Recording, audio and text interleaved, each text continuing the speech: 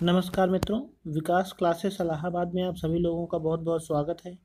मैं हूं आपका दोस्त विकास। दोस्तों, आज जो मैं आपके सामने प्रश्न लेके आया हूं, ये 30 प्रश्न हैं, जिसमें से 15 प्रश्न आपको बाल विकास से मिलेंगे और 15 प्रश्न आपको हिंदी से मिलेंगे। तो मित्रों, बिना समय गंवाए आइए स्टार्ट करते हैं पहला प्रश्न। और ये रहा आपके सामने पहला प्रश्न। अपने चिंतन में अवधारणात्मक परिवर्तन लाने हेतु शिक्षार्थियों को सक्षम बनाने के लिए शिक्षक को क्या करना चाहिए? पहला ऑप्शन, उन बच्चों को पुरस्कार देना चाहिए जिन्होंने अपने चिंतन में परिवर्तन किया है। बच्चों को स्वयं चिंतन करने के लिए हतोत्साहित करना चाहिए और उनसे कहना चाहिए कि वे शिक्षिका को सुने और उसका अनुपालन करें। व्याख्यान के रूप में व्याख्या प्रस्तुत करनी चाहिए।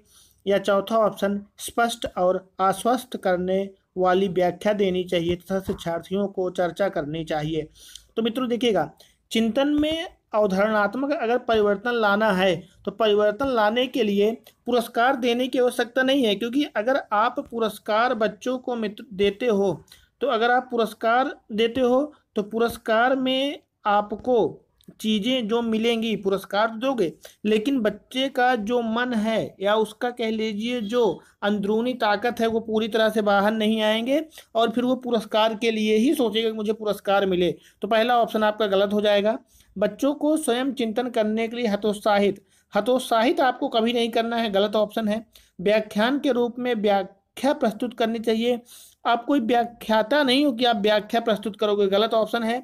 लास्ट ऑप्शन कह रहा है स्पष्ट और आश्वस्त करने वाली व्याख्या देनी चाहिए, तो शिक्षार्थियों के साथ चर्चा करनी चाहिए। सबसे अच्छा ऑप्शन है कि आपको उन्हें आश्वस्त कराना चाहिए कि हम आपके साथ हैं और शिक्षार्थियों से चर्चा करनी चाहिए कि आगे की प्रक्रिया उन्हें कैसी करनी है और कैसी नहीं करनी है। तो सबसे बेटर ऑप्शन जो होगा ऑप्शन नंबर 4 हो जाएगा। अगला प्रश्न आपके सामने है कि प्राथमिक विद्यालय के कक्ष के संदर्भ में सक्रिय बद्धता का क्या अर्थ है? यानी याद करना, प्रत्यास्मरण और सुनाना, शिक्षक का अनुकरण और नकल करना।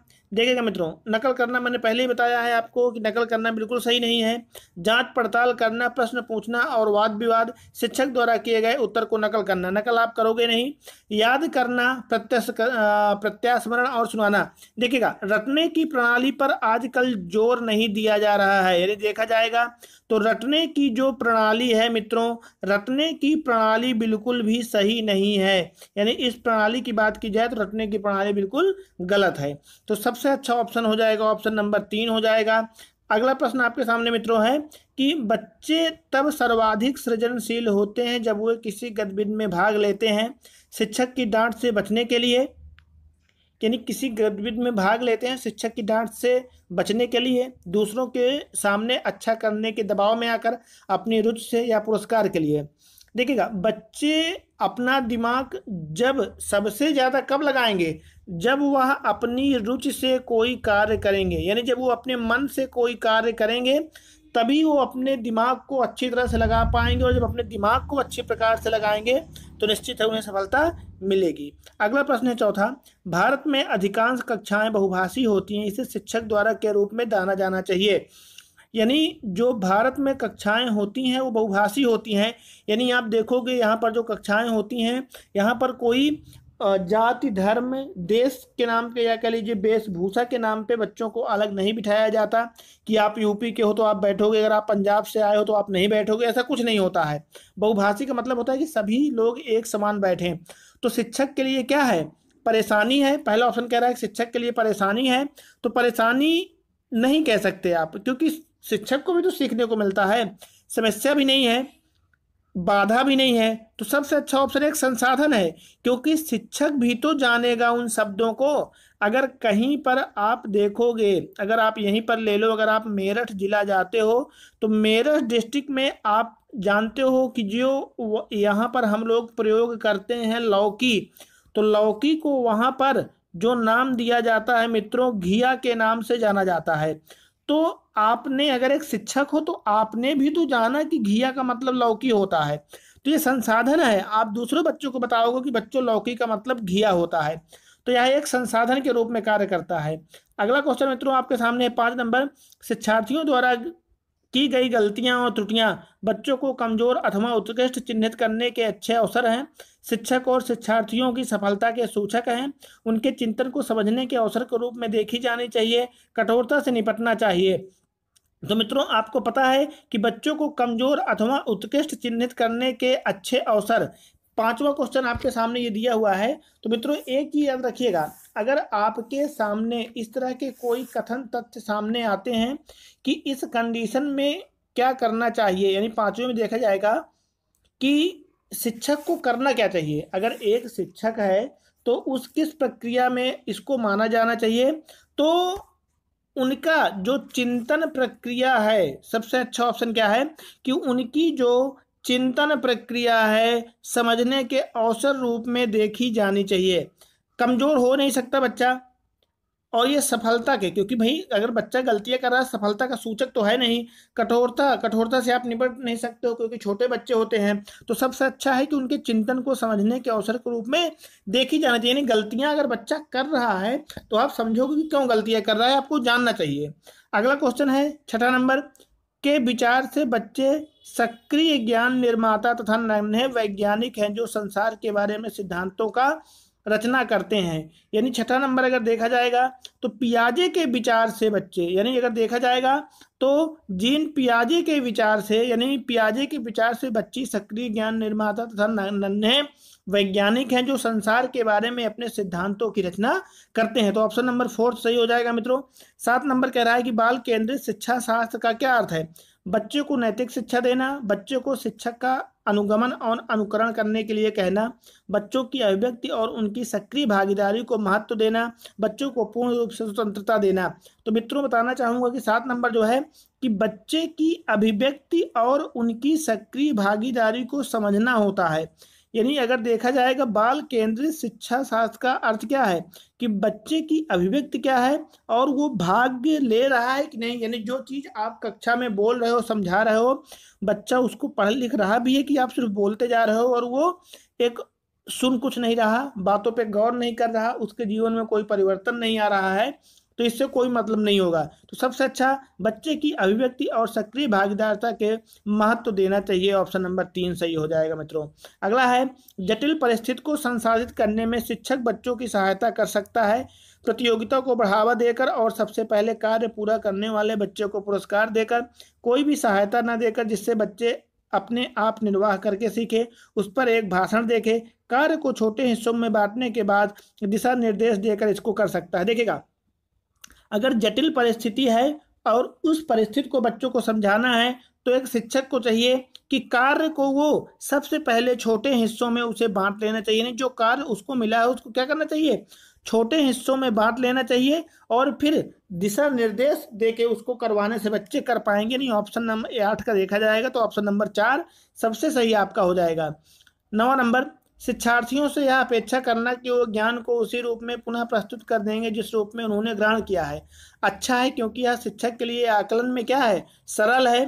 भाई जैसे ग्रहण किया अगर उसी रूप में उसने प्रस्तुत कर दिए तो इसका मतलब वो रटने के ऊपर जोर दे रहा है और बच्चों को रटने की प्रणाली से क्या करना है, मना करना है।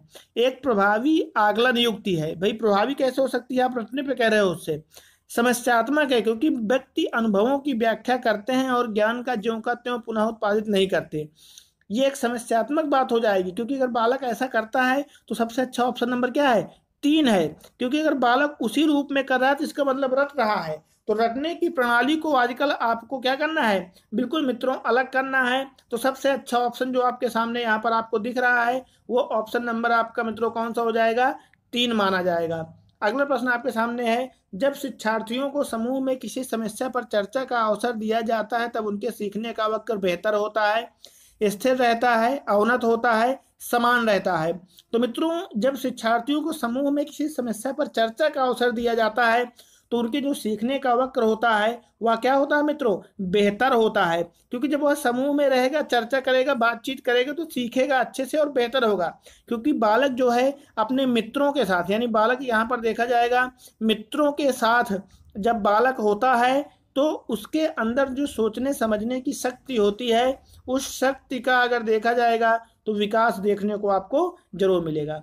11वां नंबर क्वेश्चन क्या कह रहा है आपसे, देखिएगा, इसमें पूछा गया है कि विकास की गति एक व्यक्ति को दूसरे से भिन्न होती है, किंतु यह एक नमूने का अनुगमन करती है। एड़ी से चोटी, अव्यवस्थित, अप्रत्याशित या क्रमबद्ध और व्यवस्थित। अब देखिएगा, विकास की गति जो होती है वो क्रमबद्ध और व्यवस्थित की ओर आपको लेके चलती है। यानी विकास जो एक दूसरे से भिन्न है, ये क्रमबद्ध है और क्या है, व्यवस्थित है। कोई भी बालक एक दूसरे से एक तरह से नहीं हो सकता। जरूरी नहीं है कि एक बालक अगर 3 साल में किसी बालक का जो वजन है अगर वह 10 किलो है, तो जरूरी नहीं है कि 3 साल में दूसरे जो बालक है उसका भी 10 होगा। हो सकता है वो 10.5 हो सकता है 9 किलो ही हो सकता है 9.5 किलो हो। तो इनमें सब में अंतर आपको देखने को मित्रों मिल सकता है। अगला क्वेश्चन है, विकास के लिए निम्नलिखित में से कौन सा एक उचित है। विकास जन्म के साथ प्रारंभ होता है और समाप्त होता है। ये तो आपका सही नहीं है, क्योंकि जन्म के साथ प्रारंभ होता है और समाप्त तो नहीं हो सकता है। शुरुआत तो होती है लेकिन खत्म नहीं होता। सामाजिक सांस्कृतिक संदर्भ विकास में एक महत्वपूर्ण भूमिका का निर्वाह करते हैं। विकास एकल आयामी है, विकास पृथक होता है। दोनों ऑप्शन गलत हैं। सामाजिक सांस्कृतिक संदर्भ विकास में एक महत्वपूर्ण भूमिका का निर्वाह करता है। देखिएगा, अगर समाज और उसकी संस्कृति और वातावरण अगर ये सब अच्छा है तो बालक का जो विकास होगा वो विकास आपका उसी के अनुसार होगा। जैसे उसका वातावरण होगा बालक का भी विकास मित्रों उसी में होगा। तो सबसे अच्छा ऑप्शन नंबर आपका 2 हो जाएगा। अगला क्वेश्चन है, व्यक्तियों में एक दूसरे से भिन्नता क्यों होती है। वातावरण के प्रभाव के कारण, जन्मजात विशेषताओं के कारण, वंशानुक्रम और वातावरण के बीच अन्योन्य क्रिया के कारण, प्रत्येक व्यक्ति को अपने माता पिता से जीनों का भिन्न समुच्चय प्राप्त होने के कारण। तो इसमें सबसे अच्छा ऑप्शन जो हो जाएगा, व्यक्तियों में एक दूसरे से भिन्नता होती है वातावरण के कारण नहीं होती, जन्मजात विशेषताओं के कारण नहीं होती, वंशानुक्रम और वातावरण के बीच अन्योन्य क्रिया। देखिएगा, वंशानुक्रम और वातावरण के बीच यानी दोनों का समागम होता है। वंशानुक्रम का मतलब होता है एक पीढ़ी से जब कोई चीज, यानी एक पीढ़ी से जब कोई चीज दूसरी पीढ़ी में ट्रांसफर हो जाए, या कह लीजिए माता पिता से बच्चों को मिल जाए, तो वही वंशानुक्रम है। तो सबसे अच्छा ऑप्शन नंबर 3 हो जाएगा। अगला नाम क्वेश्चन देखिएगा 14 नंबर, बच्चे के सामाजिकरण में परिवार भूमिका निभाता है। कम महत्वपूर्ण, रोमांचकारी, मुख्य, गौड़। रोमांचकारी कोई खेल नहीं हो रहा है। गौड़ का मतलब होता है दूसरी भूमिका, तो दूसरी भूमिका नहीं निभाता है, वो प्रथम भूमिका निभाता है। कम महत्वपूर्ण है नहीं, सबसे महत्वपूर्ण मुख्य है, क्योंकि मुख्य का मतलब यहाँ पर अर्थ जो निकलेगा सबसे महत्वपूर्ण। और आप याद रखिएगा कि बच्चे के समाजीकरण में जो परिवार की भूमिका होती है वो मुख्य रूप से आपकी होती है। ऑप्शन नंबर 3 आपका सही हो जाएगा। अगला क्वेश्चन है, निम्नलिखित में से कौन सा एक सही मिलान वाला जोड़ा है। मूर्त संक्रियात्मक बच्चा संधारण एवं वर्गीकरण करने योग्य, औपचारिक संक्रियात्मक बच्चा अनुकरण प्रारंभ, कल्पनात्मक खेल, शैशवावस्था तर्क का अनुप्रयोग और अनुमान लगाने में सक्षम, पूर्व संक्रियात्मक बच्चा निगमनात्मक विचार के नाम से। तो इसमें सबसे अच्छा ऑप्शन अगर देखा जाएगा तो सबसे पहला ऑप्शन हो जाएगा मूर्त संक्रियात्मक बच्चा साधारण एवं वर्गीकृत करने योग्य के अंतर्गत आपका मान लिया जाएगा। देखिएगा मित्रों, यहाँ से आपके बाल विकास से क्वेश्चन खत्म हो गए हैं। अगला प्रश्न आपके सामने जो वो हिंदी से है और हिंदी में आपसे पूछा गया है। तो पहले शुरुआत करते हैं कि जो पूछा गया है कि था वर्ग का पूछा गया है इसमें कि था किस वर्ग का व्यंजन है। ओष्ठ, तालव्य, दंत, ओष्ठ। तो मित्रों आपको पता है कि जो आपका का, चा, टा, ता, पा 5 वर्ग आपके होते हैं। तो का आपका कंठ होता है, चा का उच्चारण स्थान तालु होता है और टा का आपका मूर्धा होता है। मैंने अपने वीडियो में आप लोगों को बता रहा है कि कता मुदो, आप शॉर्ट ट्रिक याद करिएगा, कता मुदो। तो जब आप कता मुदो याद कर लोगे तो का मतलब कंठ होता है मित्रों, ता का मतलब तालु होता है, माँ का मतलब मित्रों मूर्धा होता है और दा का मतलब यहाँ पर दंत होता है और ओ का मतलब यहाँ पर मित्रों आपका ओष्ठ होता है। तो यहाँ पर आपने देखा कि का, चा, टा, तो यहाँ पर टा आया है तो टा, तो का, चा, टा, ता, पा, तो ता था, यानी यहाँ पर कंठ, तालु, मूर्धा, दंत। तो अगर इससे आप लेते लोगे तो ये इसका का हो गया, ये चा, ये टा और ये ता। तो ता में आता है इसका मतलब दंत। तो इसमें सबसे अच्छा ऑप्शन आपका हो जाएगा मित्रों था किस वर्ग का व्यंजन है, दंत के अंतर्गत आपका मान लिया जाएगा। अगला क्वेश्चन है ऑप्शन नंबर सी सही होगा। पन्नग समानार्थी शब्द आपसे पूछा गया है मित्रों कि जो आपका समानार्थी शब्द यहाँ पर है कि पन्नग समानार्थी शब्द क्या है। तो पन्नग समानार्थी किसके अंतर्गत आएगा मित्रों? दूसरा क्वेश्चन क्या है मित्रों, देखिएगा, पन्नग का समानार्थी शब्द पूछा है आपका कि पन्नग का समानार्थी क्या होगा मित्रों। तो आपको पता है कि पन्नग का जो समानार्थी शब्द के अर्थ में हो जाएगा, इसका सबसे अच्छा ऑप्शन आपका हो जाएगा मित्रों पूरक हो जाएगा, पन्नग का समानार्थी। अगला क्वेश्चन मित्रों आपके सामने है कि जब मैं था तब हरि नहीं, अब हरि मैं नाही, सब अंधियारा मिट गया, जब दीपक देखा माही। उपरोक्त दोहे में अंधियारा और दीपक किसके प्रतीक के रूप में यहाँ पर प्रस्तुत किए गए हैं मित्रों? तो यहाँ पर जो अगर देखा जाएगा, जब मैं था तब हरि नहीं, अब हरि मैं नाही, और सब अंधियारा मिट गया, जब दीपक देखा माही, यानी यहाँ पर अज्ञानता के बारे में बात की गई है। तो ये जो अज्ञानता है यानी अज्ञानता के रूप में प्रयोग किए गए हैं, यानी यहाँ पर जो अर्थ है वह किसके अर्थ में आपके माने जाएंगे? तो जो आपका सबसे अच्छा ऑप्शन माना जाएगा वो आपका ऑप्शन नंबर आपका कौन सा बन जाएगा मित्रों? इसमें सबसे सही ऑप्शन आपका सी नंबर, यानी अज्ञान और आपको किसकी ओर, ज्ञान की ओर बात की गई है। दीपक और अंधियारे का मतलब अंधियारे का अर्थ यहाँ पर अज्ञानता से है और दीपक का अर्थ यहाँ पर ज्ञान से माना गया है। अगला पूछा गया है कि यामा किसकी रचना है मित्रों? तो आपको सबको पता है यामा जो रचना है वो किसकी है मित्रों? महादेवी वर्मा की रचना है। अगला है आपके सामने कि जो शब्दांश किसी शब्द के अंत में जुड़कर नया शब्द बनाते हैं उसे कहते हैं। जो शब्दांश किसी शब्द के अंत में जब जुड़ता है, तो एक चीज याद रखिएगा मित्रों कि अंत में कोई शब्द जुड़ता है तो वो आपके प्रत्यय का बोध कराता है, और शुरुआत में जुड़ता है तो वो आपके उपसर्ग के रूप में जाना जाता है। यानी वो किसके रूप में जाना जाता है? वो आपके उपसर्ग के रूप में आपको जाना जाता है यहाँ पर। तो यहाँ पर सबसे अच्छा ऑप्शन आपका हो जाएगा प्रत्यय के रूप में कार्य करेगा मित्रों। अगला क्वेश्चन आपके सामने जो है वो है कि स्थिति में परिवर्तन न होने के भाव को व्यक्त करने वाली सही कहावत है। जस दूल्हा तस बनी बारात, न सुख में मोटे न दुख में दुबले, न गरजे न बरसे वहीं धूप की धूप, वहीं ढाक के तीन पात। तो इसमें मित्रों जो बात की गई है आपके जो क्वेश्चन में वह क्या है कि स्थिति में परिवर्तन ना होने के भाव को, तो इसमें क्या हो जाएगा? वहीं ढाक के तीन पात, ऑप्शन नंबर डी आपका सही हो जाएगा। अगला क्वेश्चन है सातवां, क्रिया से बनने वाली भाववाचक संज्ञा कौन सी है? यानी बात की गई क्रिया से बनने वाली भाववाचक संज्ञा आपकी कौन सी है? थकावट, बुराई, आलस्य, बुढ़ापा। तो क्रिया से जो बनने वाली संज्ञा है मित्रों कौन सी हो जाएगी? आपकी थकावट हो जाएगी, क्योंकि थकना एक क्या है? क्रिया है, और इसी से बना है आपका थकावट भाववाचक संज्ञा के रूप में। रीत्य अनुसार का सही संधि विच्छेद पूछा है, तो रीत्य अनुसार पूछा जाएगा। इसमें जो मित्रों संधि बन जाएगी, मैंने यण संधि बताई थी आप लोगों को, अगर यण संधि का वीडियो आपने ना देखा हो तो देख लीजिएगा। वहाँ पर आप जब वीडियो प्लेलिस्ट में जाओगे तो वहाँ पर आपको क्वेश्चन के अलग प्लेलिस्ट बनी हुई है, और मेरे जो वीडियोज हैं जो संधि का चैप्टर है वो अलग है, तो वहाँ देखिएगा। इसका जो विच्छेद बनेगा वो आपका मित्रों रीति धन अनुसार बराबर रीत्या अनुसार आपका मान लिया जाएगा। तो सबसे अच्छा ऑप्शन आपका बन जाएगा ऑप्शन नंबर सी। अगला क्वेश्चन है अनुरूप समस्त पद में कौन सा समास है? अनुरूप पूछा है, तो मैंने बताया है कि जब भी किसी, याद रखिएगा कि जब भी किसी शब्द की शुरुआत, यानी जब भी किसी शब्द की शुरुआत अगर आपके उपसर्ग से हो मित्रों, या कह लीजिए प्रत्यय से हो, तो इन दोनों ही उपसर्ग से हो या आपका अव्यय आए, तो इन दोनों ही कंडीशनों में जो आपका समास बनता है वो अव्ययी भाव बनेगा। यानी सबसे अच्छा ऑप्शन नंबर सी हो जाएगा।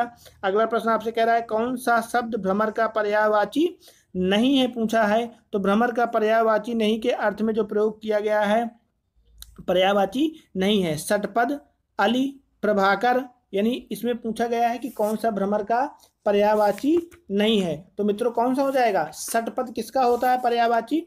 षटपद। अगर देखा जाएगा षटपद जो पर्यायवाची होता है मित्रों, ये इसमें आपका भ्रमर का पर्यायवाची नहीं है। तो सबसे अच्छा ऑप्शन आपका कौन सा हो जाएगा मित्रों? मधुकर आपका हो जाएगा। मधुकर इसका पर्यायवाची भ्रमर का नहीं है, ऑप्शन नंबर बी। अगला क्वेश्चन है आपका ऋजुता का सही विलोम पूछा गया है। ऋजुता का सही विलोम, तो ऋजुता का जो सही विलोम मित्रों बनेगा वो आपका वक्रता बनेगा। अगला है जो पसीने से उत्पन्न हो उसके लिए एक उपयुक्त शब्द का आपके लिए चयन करना है। तो जो पसीने से उत्पन्न हुआ हो, यानी पसीने से उत्पन्न होने की बात की गई है, तो उसका जो अर्थ निकल के आएगा मित्रों वो क्या हो जाएगा, आपका स्वेदज के अर्थ में प्रयोग किया जाएगा, यानी उसका जो उत्तर हो जाएगा ऑप्शन नंबर आपका मित्रों सी हो जाएगा। अगला क्वेश्चन आपके सामने है कि साखी का मूल तत्सम शब्द क्या है। साखी है तो साखी का जो मूल तत्सम शब्द आपका बनेगा, वह मूल तत्सम शब्द की बात की गई है कि कौन सा बनेगा। तो इसका सबसे अच्छा जो ऑप्शन हो जाएगा मित्रों साखी का, अगर देखा जाएगा तो साखी का सखी बनेगा या साक्षी बनेगा। तो सबसे अच्छा ऑप्शन आपका कौन सा है, साक्षी के अर्थ में प्रयोग किया जाएगा, क्योंकि सखी और साखी अलग अलग अर्थ में हो जाएंगे। अगला है आपके सामने 4 नंबर में देखिएगा, हिंदी का कौन सा प्रेमाख्यान कवि एवं आंख का काना था। यानी पूछा गया है कि प्रेमाख्यान कवि एक आंख के काने कौन थे। अगर दोनों आंख के पूछते तो मित्रों आपको अच्छी तरह से पता है, दोनों आंख के जो जिनकी बेकार थे वो सूरदास जी माने जाते थे, लेकिन जायसी जो ऐसे थे कि एक आंख से वो क्या थे, एक आंख से काने के रूप में, यानी एक आंख के काने थे। अगला क्वेश्चन है आपके सामने, कवि शब्द में कौन सी संज्ञा है। अगला क्वेश्चन आपसे पूछा है कि कवि शब्द में कौन सी संज्ञा है। तो बताना चाहता हूं कि कवि जो मित्रों होते हैं वो कई प्रकार के होते हैं, यानी कोई इंग्लिश का राइटर होता है, कोई हिंदी का, कोई संस्कृत, यानी कई प्रकार के। तो कवि में भी क्या होती है मित्रों, व्यक्तिवाचक तो है नहीं, क्योंकि किसी का नाम तो है नहीं, तो गलत है। द्रव्य कोई मतलब नहीं है, भाव कोई आ नहीं रहा, तो सबसे अच्छा ऑप्शन कौन सा हो जाएगा, जातिवाचक। यानी जो कवि है मित्रों, कवि किसके अंतर्गत, जातिवाचक संज्ञा के ही अंतर्गत आपका मान लिया जाएगा। तो मित्रों इसी के साथ आपके यहाँ पर 30 क्वेश्चन हो गए हैं, और मुझे उम्मीद है कि आपको प्रश्न अच्छे लगे हैं, और अगर अच्छे लगे होंगे तो वीडियो को लाइक करिए और अपने दोस्तों के पास आप शेयर भी करिए। अब मिलते हैं आपसे नेक्स्ट वीडियो में दोस्तों, तब तक के लिए धन्यवाद, नमस्कार।